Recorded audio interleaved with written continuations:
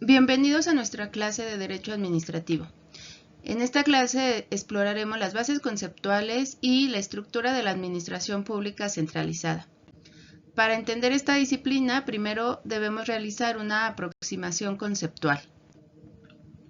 El derecho administrativo es una de las ramas más complejas y dinámicas del derecho público.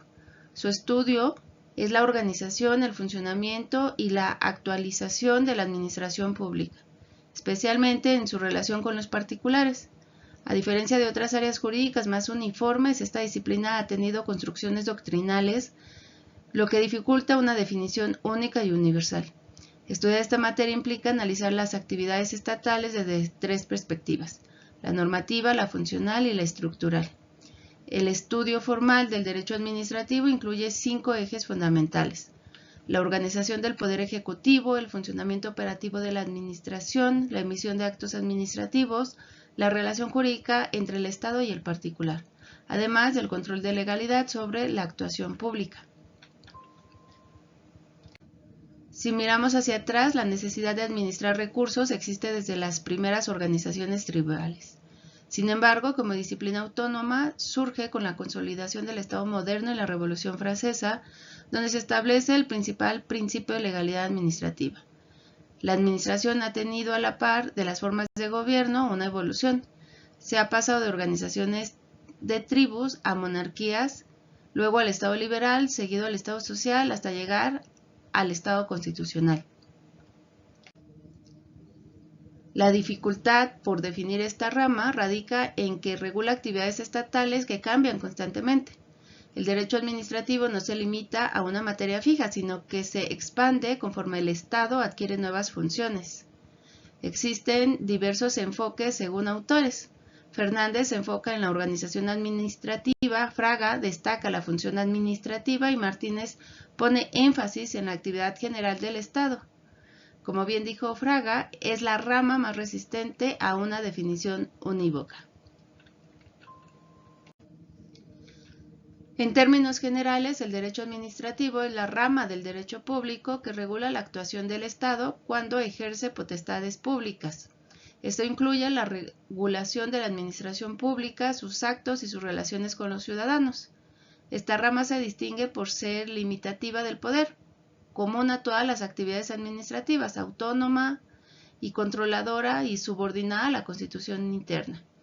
Para profundizar en estas características debemos decir que es limitativa porque controla la administración, es exorbitante porque otorga prerrogativas al Estado que no tienen los particulares y está subordinada porque está estrictamente sometida a la Constitución. El derecho administrativo no actúa solo. Deriva del derecho constitucional, se vincula con el derecho penal en temas de responsabilidad administrativa y con el derecho civil en materia contractual. Por ejemplo, el vínculo con lo constitucional se da a través del principio de legalidad, con lo penal mediante sanciones aplicables y con lo civil mediante contratos administrativos, específicamente en el caso de licitaciones públicas.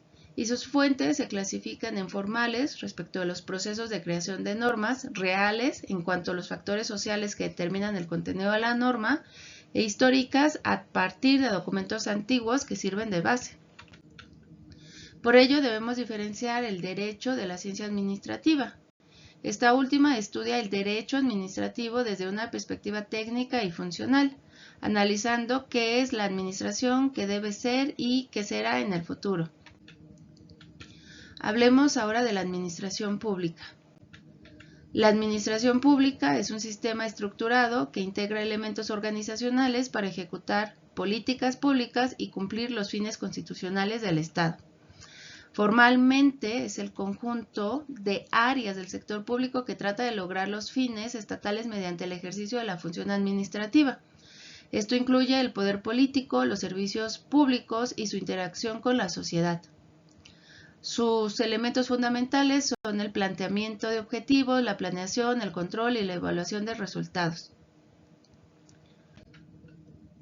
La administración funciona en 3 dimensiones complementarias: técnica, es decir, procedimientos y eficiencia del uso de recursos; política, aplicación de políticas públicas definidas por el gobierno, y jurídica, actuación bajo un marco normativo. Ejemplo, la implementación de un hospital público requiere técnica, es decir, infraestructura, política, decisión gubernamental y jurídica respecto de normas sanitarias. La organización administrativa es la forma en que el Poder Ejecutivo estructura sus órganos. Esta estructura depende de la intensidad del vínculo jurídico, que puede ir desde presidente hasta direcciones generales y departamentos. Un órgano administrativo es una unidad funcional con dos elementos: un objetivo, que es la competencia legal, y uno subjetivo, que es el titular o persona física que ejerce el cargo. Un ejemplo es un director que firma una resolución administrativa a nombre del órgano. La descentralización crea entes con personalidad jurídica y patrimonio propio, aunque gozan de autonomía de gestión, permanecen bajo la tutela del Estado. Y podemos clasificar los organismos en centralizados, es decir, sin personalidad jurídica ni patrimonio propio, que tienen una dependencia directa; desconcentrados, sin personalidad jurídica, tienen patrimonio asignado y son subordinados; y descentralizados con personalidad jurídica y patrimonio propio bajo la tutela del Estado. Hablemos ahora de la administración pública centralizada.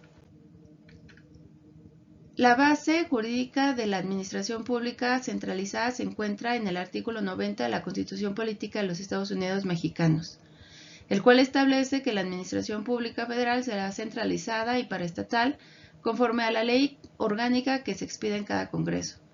Esto significa que la Constitución no solo reconoce la existencia de la administración pública, sino que ordena su organización conforme a una ley específica, la Ley Orgánica de la Administración Pública Federal, y de esta forma el diseño administrativo no es discrecional, sino jurídicamente estructurado.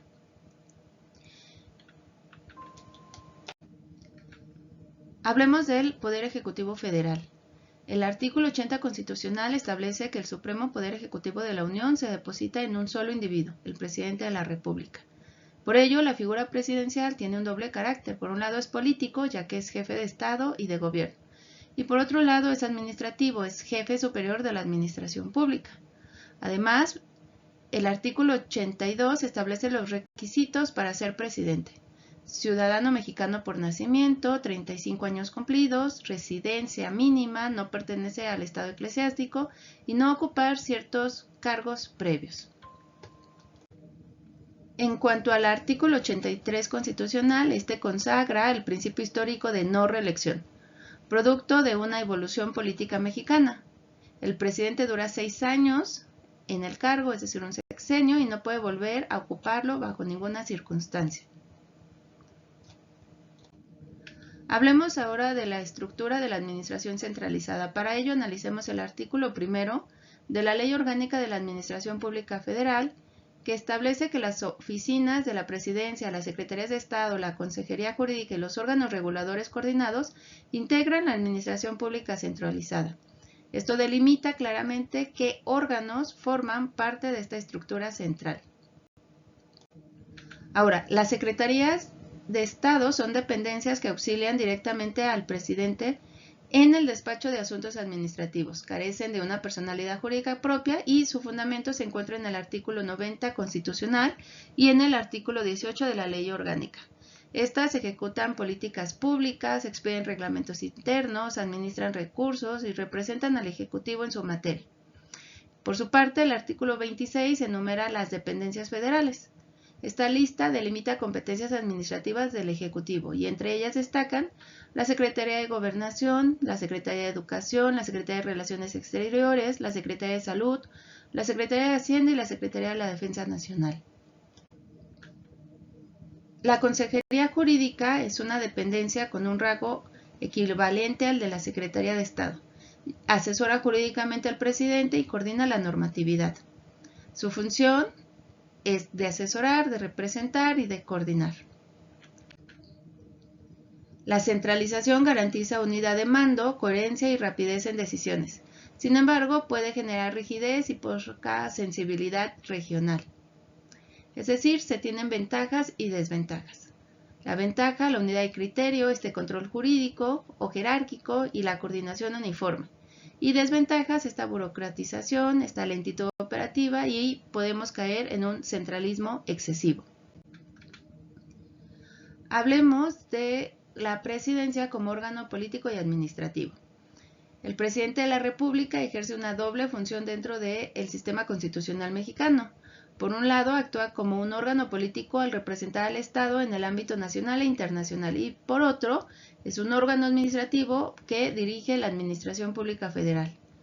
Como jefe de Estado representa a la unidad nacional y como jefe de gobierno conduce la política exterior y la política interna, además de que coordina la Secretaría de Estado.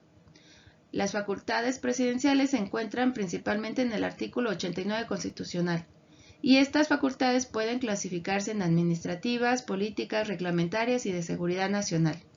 Es decir, promulgar y ejecutar leyes, dirigir política exterior, nombrar secretarios y preservar esta seguridad nacional. En cuanto al principio de legalidad, establece que la administración pública solo puede actuar cuando la ley le conceda competencia expresa. A diferencia del particular, que puede hacer todo lo que la ley no prohíba, la autoridad solo puede hacer lo que la ley le permite.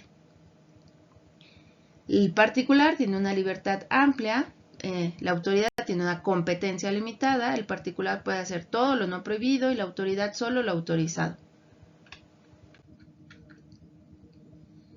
Hablemos del control interno de la administración centralizada. Y es que la administración centralizada cuenta con mecanismos de control interno como auditoría, supervisión jerárquica y responsabilidad administrativa.